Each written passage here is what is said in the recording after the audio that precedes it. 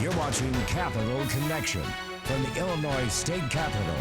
Welcome back. Now, as you've heard throughout this show, we are expecting a lot of education talk when Governor Pritzker takes the stage during his State of the State. And the sphere of education here in the state does have some problems, and they're ones that have been going on for quite some time. The biggest of which, the teacher shortage here in the state. Joining us now is the National Business Solutions Executive for Horace Mann here in Springfield, Kelly Rui. Thank you so much for joining us. Happy to be here.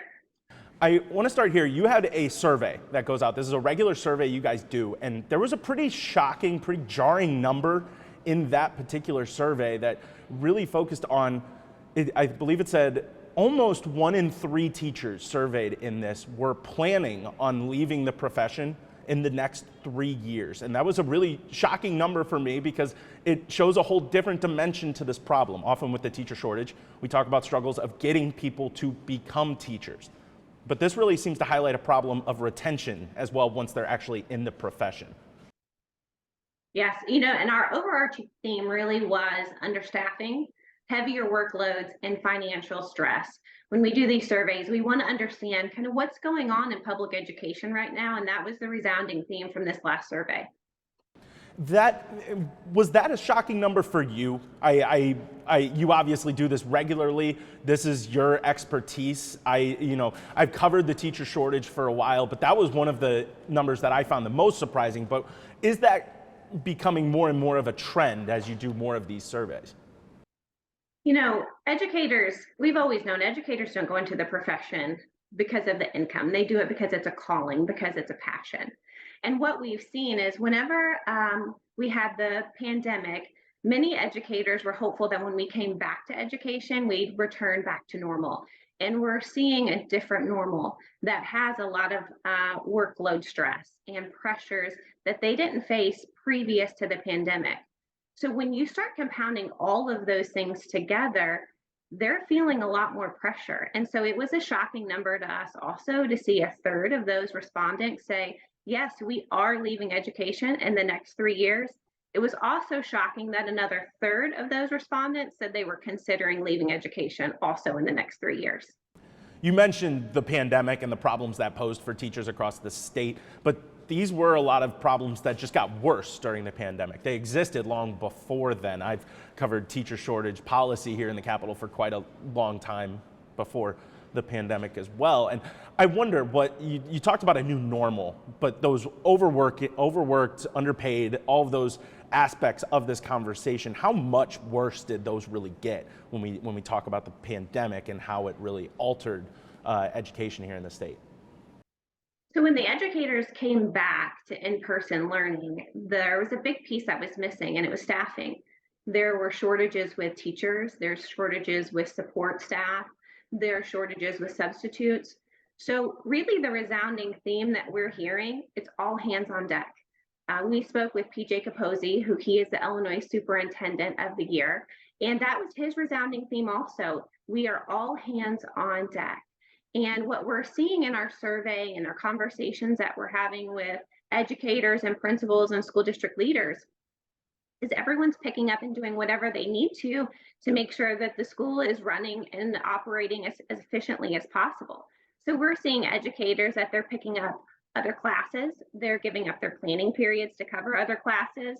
We're seeing if there's not a sub for that day, the students need education, they need a teacher. So some of those students are being divided out into other classes. So that means they may not be getting grade level curriculum. And then we also have educators that they're doing things that they've never done before, like cleaning their classrooms and taking out their own trash. That is that part in particular. You talked about all hands on deck. That is a big thing that school districts are having to do now. Teachers are having to pick up these additional responsibilities, but there's so many parts of this too that are out of a school district's control. Oftentimes now when there is an open position and a superintendent is able to pick up or hire a teacher, they're often hiring a teacher away from another school district. So then that school district is in a similar place to where this previous one was. And it's sort of a chain reaction in that way. School districts can do all they can, but they can't solve this on their own.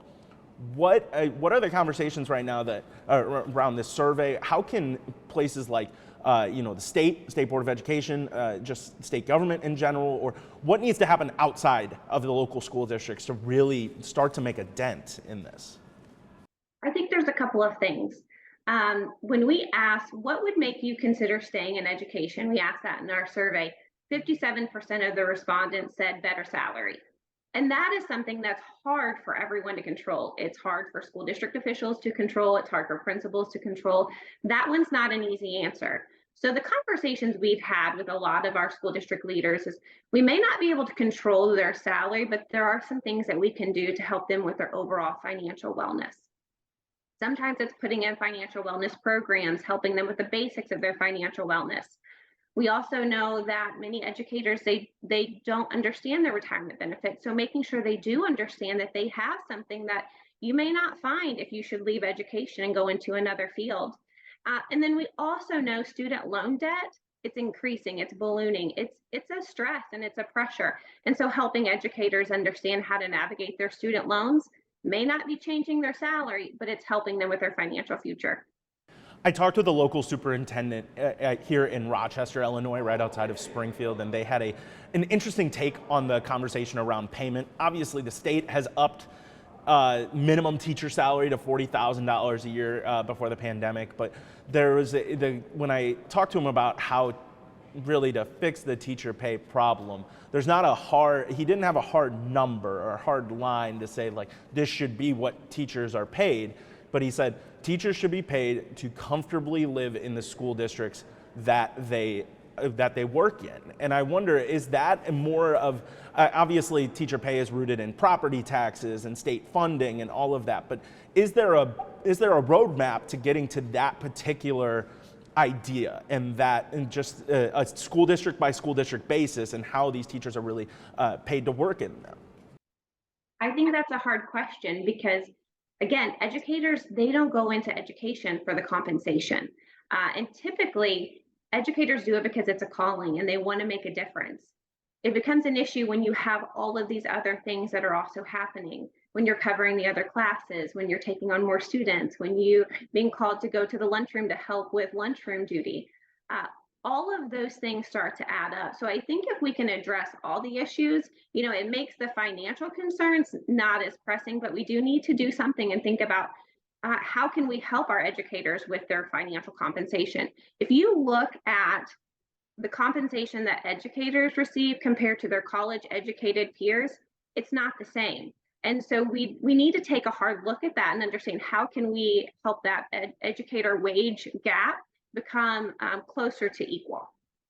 The state obviously has the evidence-based funding model to help schools get to adequacy levels with their funding, and there's been some measures around the teacher shortage of making it a little bit simpler to get a license or to go through education, to go through school to be an educator here in the state.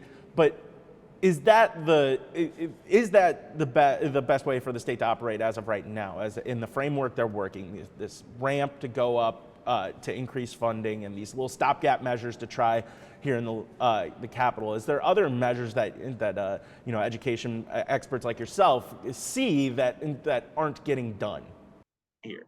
Some things that we're hearing from superintendents that they're being creative and they're being strategic about what they can do in their specific school districts. We spoke with another superintendent and they are focusing on how do they effectively build their culture and climate. So doing things on purpose to make sure that their educators and all their employees know that they're valued, they're loved, they're appreciated. When you build your culture and climate, it also helps you to think about a purposeful retention strategy. So I think we have to be mindful about what we're doing to attract teachers to the profession, but also what we're doing to retain them. So building a culture and a climate strategy, I think that can help to retain your educators. And then we also have to start thinking about what are we doing on purpose to help build our pipeline of educators. I mentioned that regional superintendent survey here in Illinois. Obviously that focused on Illinois in particular, and obviously you have a focus on Illinois in particular as well, but Horace Mann does work nationwide in this regard. And I wonder, where does Illinois stack up on these issues? Are these issues that other states are facing to the extent that Illinois is, or is Illinois an outlier in this situation?